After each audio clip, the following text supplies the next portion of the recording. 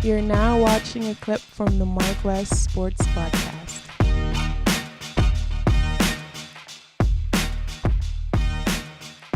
But Wes, bro, Wes. You already know we got to talk to Hurricanes. And to me, honestly, this win against Appalachian State, it was a win that felt like a loss. Yeah. Straight up. It was a win that felt like a loss.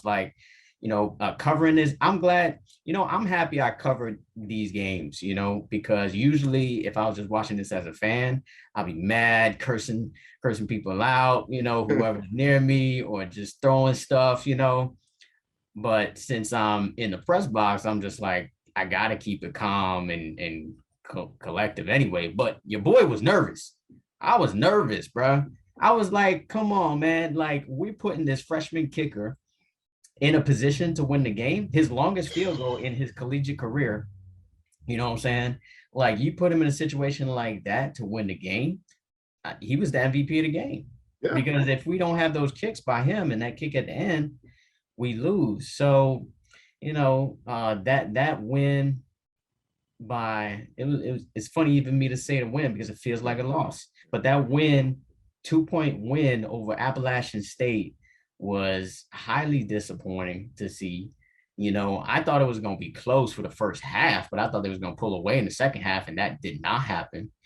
It was close throughout the game. They took the lead in the fourth quarter, and it was just disappointing that the players didn't play with effort. The coaches didn't have these boys ready. It was just, I take the win. Obviously, a win's a win. And this is the same Appalachian State team that did take, I think, Penn State to a close game. I believe it was last season. So they're a legit team, but I thought it was going to be at least a 2-touchdown victory, like I said last time. And it was not that. It was scarier than what we anticipated. And unfortunately, they came out flat. Yeah, they came out. You know how one of them coaches in the NFL said, "We are who they think they are." Yeah. Right now, I'm so disappointed in the Canes. You see, I done changed the background for the last few weeks. I've been having. I'm feeling that one though. I'm feeling that one. Got the Dolphins scheduled up. Yeah, man, but so disappointed, just like you. I mean, I was at home, so I was hot as hell. I woke the baby up, yelling at the screen. It just didn't look right from beginning to end for me. One, you had Manny Diaz and Rhett Lashley not knowing what offensive plays to go ahead and call. I thought we were the air raid offense, man. Ain't nothing air raid about our offense right now. We have Mike Harley dropping multiple balls. I'm like, damn, man, he's supposed to be the leader, the captain of the team or something like that. Looking crazy. He looking exactly how he was in year one and year two. Of course, last year he did have a decent season. I wouldn't say a great season, but he had a decent season, especially when you were surrounded by other people like Pope dropping balls and other individuals on our team. It just didn't look good at all. I really felt like we could have had a lot more points on the scoreboard. The right side of the O-line looked crazy as hell, gave Derek King no time in the pocket. Derek King looked crazy himself. He looked like this is not the quarterback that we had last year because a lot of his passes was off. It just didn't look right for me. I was pissed off majority of that game. Yeah, and like you said, it was a close victory, but it definitely felt like a loss, and of course, our other team in South Florida and didn't make it any better the following day. But as far as our team, like I'm like, you got a team that everybody, like we said, we boom North Carolina, we don't know where the hell they at, where the hell they came from, and it just shows that we probably may have a coach on the hot seat as well. You feel me? Because for me, it looked like kind of like when Dallas Cowboys had I forgot his the head coach. He was the head coach of Dallas Cowboys, got fired, went to the Rams, and then you had what's his name? Um, um, Garrett, that wind up Jason Garrett. yeah, Jason Garrett wind up getting the position. Who was the coach before Jason Garrett again? Mm. I forgot his name, but he wound up coaching for the Rams. Great defensive minded head coach or whatnot. Regardless of the fact, it looked like the offensive coordinator that's sabotaging the head coach, because Rhett Lashley, like that first year when you came over here, like you just all the plays that I never seen in Miami in years with the Al Goldens and the Shannon Sharps. These was the plays that that I was actually seeing, and it's like now you're here 2 years. It's like it's out of you trying to take the head coach job from him, because if he get fired, of course you're gonna be the interim head coach, or you just ain't who I thought you were. But again, like everybody on the team looking crazy. Of course, we had some key losses. We had Keontre Smith. He wound up getting injured. I don't know how long he's gonna be gone. We had Chaney gone. I think he's out for the season. And of course, we was giving Cam Harris the business, because of course we think I think Cam Harris is trash. You feel me? For me personally, like I don't see him in the NFL, and if he's make it to the NFL, he's probably gonna be a special teams guy. But regardless of the fact, it made no sense for me. I know I was right again when it came to our DN. You remember I told you the super senior, the guy that used to be a linebacker, and he wound up changing. Yeah, Zach McCloud. I don't even want to say his damn name. You feel me? And the announcers don't want to say his name, and they didn't say his name. You're supposed to be overpowering these guys. You playing against someone that's a team that's not even in the same level as you, or we may be wrong. I don't know. Because of course, I always say we got the 30 for 30s and everything like that, but I'm tired of saying that shit, and they're not giving me what I think I'm supposed to be getting. And I know you're tired of going ahead and covering them, and they're not giving you what you need to do. Of course, it's work. You're gonna go ahead and get the bills paid. But regardless of the fact, like, come on, man, us being fans, and then forced to watch it because we're fans. I ain't gonna change the channel. I want to be able to be like, okay, what's the good side to this loss or to this win? And for me, I didn't see too much that would make it look good for this upcoming game. And not just that, but I was listening to 560 maybe like 3 hours ago. They had Warren Sapp on there, and Warren Sapp was like giving Manny Diaz the business too, saying that he's not coaching them right, which I do think he's not coaching them right. You got certain head coaches in South Florida that's willing to take that. Butch Davis, I'm pretty sure he'll give a better like watch on TV, and I don't care who the head coach is, Manny Diaz, Rhett Lashley, Al Golden, Shannon. I'm like, I just want us to win, and I'm tired of going ahead and dealing with this and us always thinking that we're here and we're not here. We play Alabama and we got blown the hell out, by everybody that should technically still be in South Florida. But I understand why they leaving. This is what you giving us. You feel me? When we had our Mark Rick over here, our quarterback was trash. His son have developed the quarterback. Now we got like he don't know what he's doing, And then you got Manny Diaz. Manny Diaz, is it the talent? You got Phillips that's gone. You got Russo that's gone, and you got all these other Roche, and you got a couple of other individuals that's gone. And now our defense is looking crazy too. Again, I mean, we look better in the run game, but we still trash in the run game because, of course, they didn't run 200, 300 yards. But I mean, it was reasonable enough for them to go ahead and continue running the ball and keeping the false balance. So for me, I'm looking at this shit like I don't know what to say about my damn Canes. Yeah, I mean, for me, if I could break it down more from an analytical perspective, they could not convert on third down. They could not convert on third down to save their life. And they kept setting themselves up in these situations where De'Aaron King has to make a play with his arm or his legs. And De'Aaron King, once again, with his legs, kind of saved face for this Hurricanes team. And that's exactly what you don't want to do for a quarterback who's just coming off an ACL injury. And besides that, though, him as a quarterback wasn't making the right reads, in my opinion. They didn't take enough deep shots, in my opinion.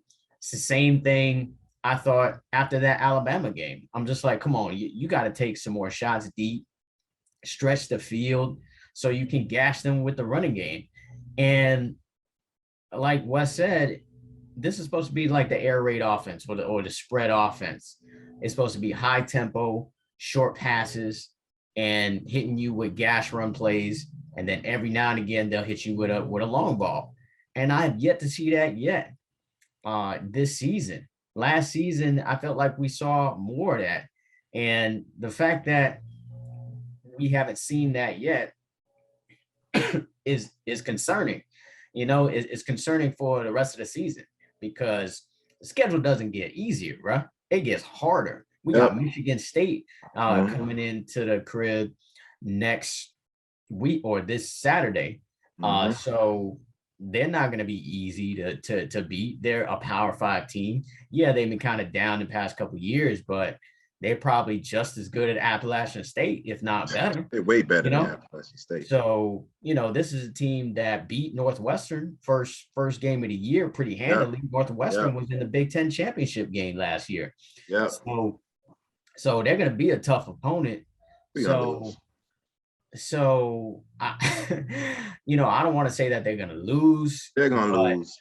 A lot of things got to change for them to win, straight up. Because if De'Aaron King goes out there and lays an egg again, and he's struggling on third and long every time, then it's going to be a situation. Now, I think the defense probably played, good enough to win the game, but I want to see more from the offense. Like Appalachian State scoring 23 points. I'm like, okay, whatever. Maybe one touchdown more than what I thought they would make. But for us to score 25 points, that's unacceptable to me.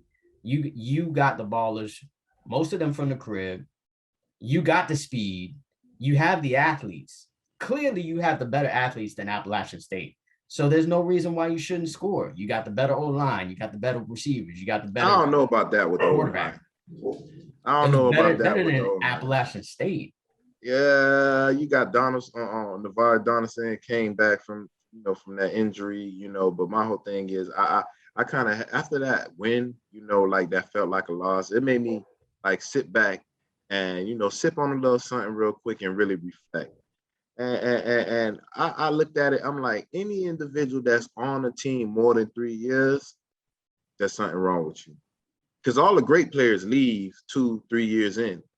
Yeah, 3 years in. Majority of the time, 3 years in. But we got super seniors, individuals here 4 years, 5 years, that's supposed to be dominating, and they ain't dominating. So what'd that tell you about who we got on the team? You know what I'm saying? Majority of people that come from Alabama, Ohio State, all these individuals, they gone after 3 years. Like we keep these individuals because some people don't want to come over here. Why? Because they don't get developed the way they're supposed to be getting developed. Because I'm looking at this, I'm looking at these lower category teams, and these individuals look better coached than our players. For some reason, I don't know why. We got the better talent. Of course, we know Appalachian State. They wind up recruiting a lot down here in South Florida. But when I look at teams like Michigan State, and you could try to validate this real quick, Marcus. When you actually see Michigan State, normally when you see the highlights on ESPN, high scoring game, even though they're normally a lesser opponent, they shouldn't be on the same stratosphere as the Canes. But we don't get those highlights. How many of those highlights you see from the Canes compared to Michigan State? They always getting highlights, even though Michigan. I don't think so. Yeah, Michigan State, they're kind of a low scoring type of team. They don't blow teams out, like that. I mean, last year we had some blowout wins. We beat Florida State 52-10. Remember that? I don't want to hear about last. You talking about Florida State? They just lost to Jackson State. Like, how you gonna go? That was the best part of my night, by the way. That was the best part of my night because I finished my story. I was on my way to the crib. And then I looked on my phone at a red light and I was like, Florida State, close game, Jacksonville State. And then I turned the game on right on my phone. And then I got to see the last like 4 plays. And that made my night. That made me happy. I was like, okay, it's not that bad. Although we are bashing the Canes right now, me and Wes. I mean, you got to think about it like this. At least we're not Florida State. At least we're not Florida State. Imagine if we lost this game to Appalachian State, who's actually a D1 program. Jacksonville State is not a D1 program. They're D1, but they're not in the same division that we play in. So imagine if we lost a game like that. And the way that they lost it too, on a Hail Mary from like with a few seconds left, it's their last play. You know that's what they're gonna do, try to go deep, and they just get bombed. Yeah, man. I mean, come on, man. That had to make your day, to make your night better. Yeah. I mean, I didn't actually hear about the game until the next day, so I had to soak in our victory. Even though it was a victory, felt like a loss. I had to soak in that real quick. But it is what it is. Yeah. But as far as Michigan State, I think I hate. I'm gonna just say the Canes gonna win. But you heard what I said earlier. I really feel like, it's not looking good.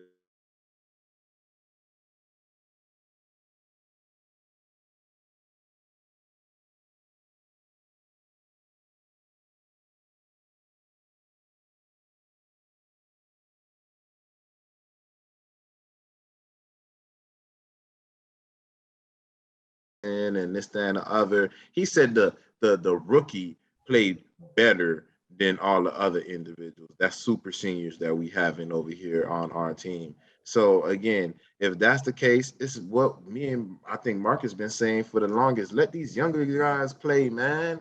I'm tired of seeing these older individuals that keep giving me that product and leaving me with a bad taste in my mouth. Even if we win, like, come on, man, we winning and we over here giving y'all the business. I ain't trying to give y'all the business. I'm trying to celebrate. I can't even holler at my homeboys that I know they hate the Canes because they're gonna say, like, you gonna talk shit about that game? Like, come on, man. You feel what I'm saying? So for me, I hopefully it's gonna be a good game, but for me, like, I'm not gonna get my hopes up. I'm gonna watch the game. But for me, I say my heart say they're gonna win, but my mind is telling me that they're gonna lose, and they'll start this season 2-1, especially since we got all these question marks. Because again, like what Marcus said, like Michigan State is better than Appalachian State. Like, come on, like. Yeah. What's your score though? And we'll close this out on this. My score, Michigan State gonna go ahead and win 28-17. Wow. I don't think they're gonna lose, bro. I think it's gonna be the same type of game that we saw last week. I think it's they're gonna get down. It's gonna be close the whole time, but I think we find a way to win this game, close game, by a field goal or 4 points or something like that. I just think that's what's gonna happen. I don't think that. I think we're bad. I think we're a bad team, to be honest, but I think they find bad coach, bad or bad coached. A little bit of both, man, because it's 2 weeks now. We talking about what kind of plays they should be doing. I don't want to, like you just said, I want to be celebrating right now. I don't want to be bashing you right now on the podcast. I want to be celebrating of what we're going to do to this next team or how we're going to smash this next team. And no, we're not saying that. West just said that we gonna lose, and I think we gonna barely win again. So like that's not how we want to feel right now. Canes fans like us and everybody else, we prideful. Just like during the game, fans were booing during the game. I don't know if you heard it through the. I heard that shit through the TV, but they were booing. I was booing at home. Rightfully so. Rightfully so. In those moments that they were booing, the play calling was horrible, you know. And I just need that to step up. But I'm gonna trust Rhett Lashley's gonna change the game plan. Third time's a charm. Let's go. Come on, Canes. Let's get a win. Let's get a victory, and let's just move on to the next game. And let's just move on to the next game. Literally, we'll move on to the Dolphins. You know, the Dolphins also squeaked out a win, but it didn't feel like the same to me.